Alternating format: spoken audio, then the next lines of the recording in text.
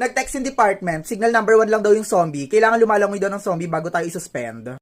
Hala, be, ano yan? Nakagat ka ba? Gaga, chikinini yan. Hoy, nasan daw kayo? Hinaharap kayo na advisor ninyo. Ang daming zombie dito. Ano, be?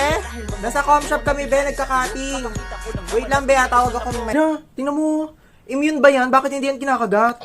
Gaga siya kasi may hawak ng sweldo ng paluwagan. Sige, subukan nyo. Tangina nyo lang sa sahod. Kagatin nyo pa ako, sige. Hindi ko i-release mga good moral nyo. Hello, my gosh, nakagat na yung masungit na registrar. Hello, my gosh, thank you. Di pa kasi ako bayad ng tuition eh. Pinantalpak ko.